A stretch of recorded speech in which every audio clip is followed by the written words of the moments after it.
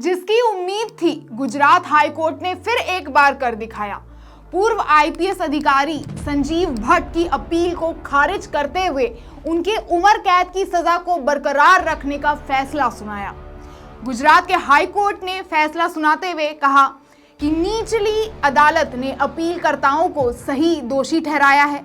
हम उस फैसले को बरकरार रखते हैं और अपील को खारिज करते हैं।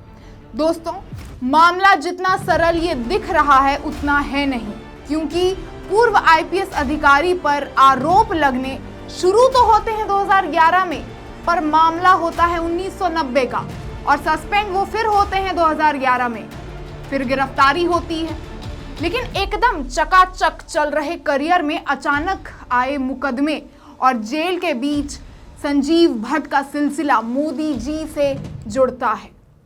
सब बढ़िया था, अचानक गुजरात दंगे के बाद जब संजीव भट्ट ने बतौर पुलिस अधिकारी दंगे की रिपोर्ट बनाई, हंगामा वहीं शुरू हो गया, क्योंकि रिपोर्ट में उंगली सीधे उठती है तब के गुजरात के तत्कालीन मुख्यमंत्री नरेंद्र मोदी पर। संजीव भट्ट ने कहा, मुख्यमंत्री मोदी का फरमान था कि हिंदुओं को अपना गुस्सा निकालने दो, और कत्लेआम चलता रहा।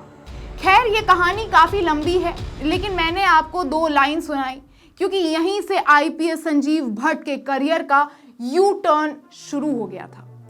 कुछ समय बाद उन पे बहुत से आरोप भी लगते हैं, जैसे कि 1990 में हुए दंगे में उन्होंने कैसे 133 लोगों को जेल में डाल दिया था और फिर उसमें से एक जो कैदी थे, बाहर निकलते ही उनकी मौत हो गई। इसी मामले में आईपीएस संजीव को उम्र कैद की सजा मिलती है। तो एक केस में उन पे फेक एनकाउंटर का भी जिक्र होता है।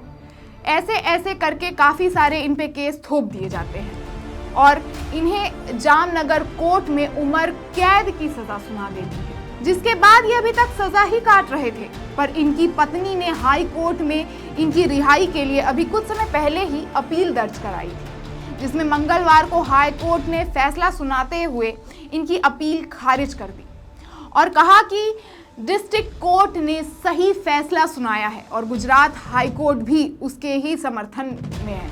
आपको याद ही होगा दोस्तों कि कैसे एक बार गुजरात हाई कोर्ट ने राहुल गांधी को भी 2 साल की सजा बरकरार रखने का जजमेंट सुनाया था, जिसमें उन्हें बस मोदी सरनेम का मजाक बनाने के आरोप में मोदी ने उन पर मानहानि का केस लगाया था, जिसके बाद सुप्रीम कोर्ट ने हाई कोर्ट के इस फैसले को रद्द करा और उनकी सदस्यता वापस बहाल करने के निर्देश दिए थे।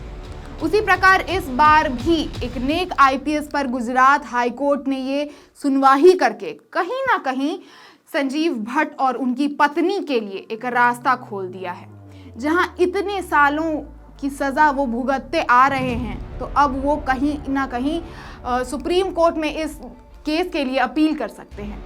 आप खुद सोचिए, क्या इस देश में कभी किसी आईपीएस अफसर को बस इस बात के लिए सजा होगी कि उसके कार्यरत रहते किसी कैदी की जान जेल से छूटने के बाद कुछ ही दिनों बाद हो गई हो, या संजीव भट्ट को सच बोलने की कीमत चुकानी पड़ी?